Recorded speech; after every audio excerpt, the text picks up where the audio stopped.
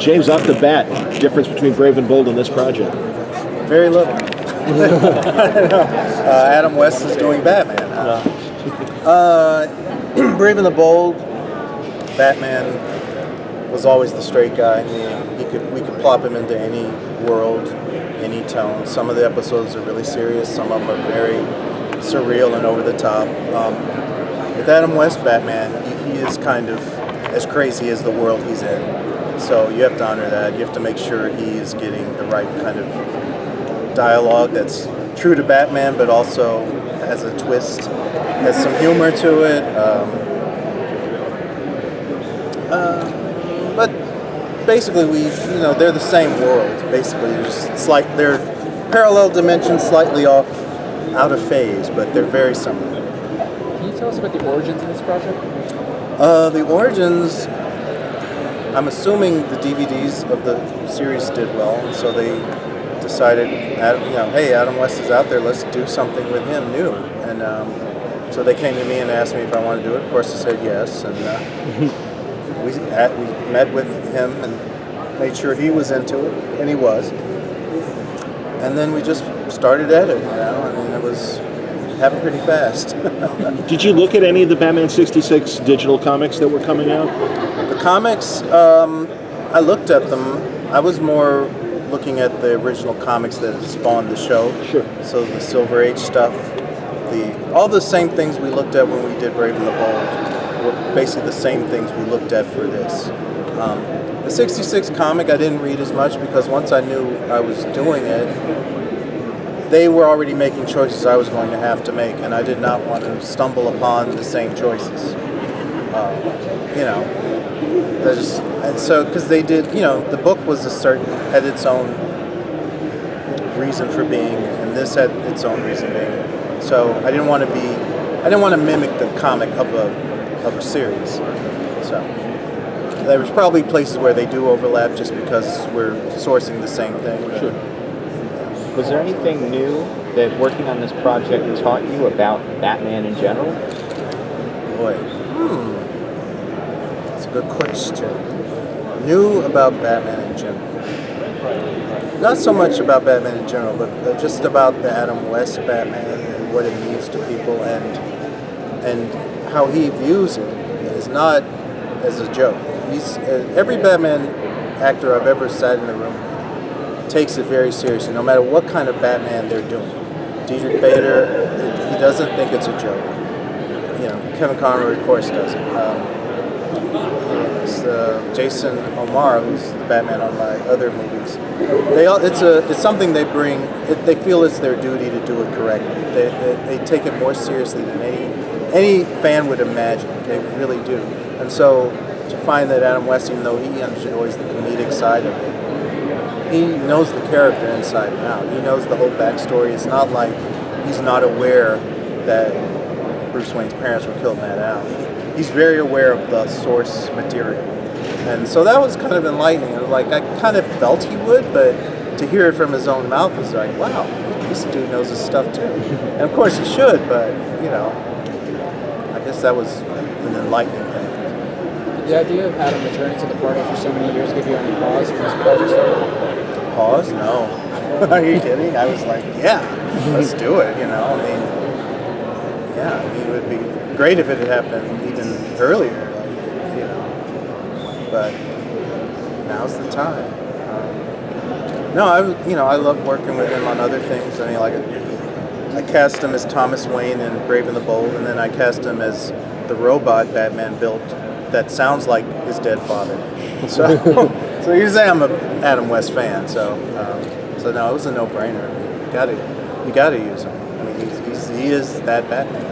How about Bert and Julie? Bert and Julie are amazing. They know their characters inside and out. Burt Ward in particular, you'll hear, if you close your eyes, it will be like you were watching in 1966. He's great. And, again, they take their job very seriously. They know what these characters mean to the fans.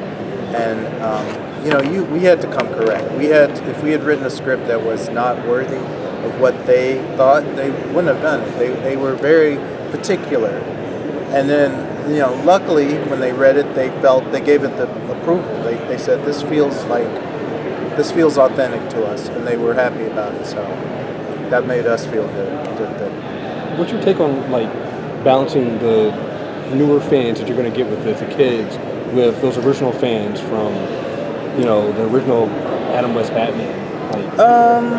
I mean, I hope there's enough new stuff in it to at least engage people who weren't familiar and give it a shot. And I hope there's enough homages to the original that they can feel it has credibility. To me, it feels like it straddles both lines, but you never know. I think kids of a certain bent might like it. I mean, I don't think every kid is wired to like a grim and dark thing. If that were the case, Teen Titans Go wouldn't be a huge hit. So, I mean, it's like if they can like that, I have a feeling they'll be okay with this. So, it has an irreverent tone to it as well. It'll be interesting because, again, if you're not familiar with the series, if you're not familiar with those comics, then it'd be interesting to be in a kid's head to see how do they perceive this. I'll find out. I'm going to sit with a real audience on Monday and see if they come streaming out of the audience. They're like, "Get me the hell out of here!" I'll know what happened. What kind of story can you tell with this interpretation of Batman and his world that you couldn't tell with other versions of Batman? Well, I mean, with Adam West Batman, I would love to do like we did with Brave and the Bold, just put that Batman in all kinds of situations. Because I mean, again, the series was limited by it was television. They had a limited budget, limited time. But I think, that to me, when we did Brave and the Bold, it was like, well, what if Adam West Batman was on the moon? What if he was in underwater? It was built around that conceit of what if this version of Batman were able to do all these things and go to these different places, and I'm like, yeah, that Batman would be fit in everywhere. It's not like I remember when we were doing Justice League, and the first time we had Batman in outer space, fans freaked. They were like, "Oh, Batman will never get on a spaceship and go anywhere." Then that became like every other episode of Justice League. But the fan backlash to a realistic version of Batman doing those things, they had a hard time accepting it at first. And so with this Batman, I don't think anyone will question it. So it gives you liberty to tell all kinds of different stories. So I don't know. I'd love to do more. Considering you're approaching a show that, or an era that has such a huge fan base and a very passionate fan base, what's going to be your reaction the first time somebody complains to you that you were doing their childhood? To me, that's a badge of honor because that means I did something that was different than what they were used to seeing hundreds of times, mainlined into their veins from birth. I'm like, okay, we can't just replicate that. But I don't think that'll be the case with this. I think it honors and homages what they knew, gives it a spin, makes it fresh for not only the people who watch, but the people who made it. I mean, Adam West appreciated that it wasn't just a retread, that it had its own reason for being. So, I don't know. But I worked on Brave and the Bold. People constantly, I read that a lot at first. And then, 2 years later, they were loving it, so. Talk about, you just mentioned that this is going to play on big screens. Talk about that experience of seeing your work as opposed to on television or, DVR or DVD, seeing it on that big screen. I know you just Well, I won't know until Monday. Well, as far as this movie, but in terms of Killing Joke, or just the experience itself, and obviously it will be different. This is a different tone. Well, I haven't had the experience yet. You didn't see Killing Joke with an audience? I saw it with the Comic-Con audience, but that's not the same as seeing it with the regular audience. I hear you. But from what I hear, regular people did not have the same issues. They just went, "Oh, okay," and that was fine. So I don't know. Like I said, I'm going to watch it tonight with everyone here, and then watch it on Monday and see if there's any difference. I look forward to it. I mean, even just so for the Fathom events, you have to go back and remix and adjust the color. Sure. So I had to go to the actual Warner Brothers lot where they do the real big movies and sit in this auditorium. It was about as big as this space and watch the movie on a huge screen. I was by myself though, so there's no audience. The engineer was laughing a little bit, so maybe that was good. But just seeing it that large, I'm like, oh my gosh, this is, that was overwhelming. So I can imagine going to a real theater with a live audience who actually paid. It'll be interesting. I'll let you know. Is there a different color palette and that kind of difference for this film? The way we do it for DVD and is based on, you're watching a TV, the image is being projected out. The movie is being projected on, unless it's digital, I guess. I don't know. Anyway, but there's a difference.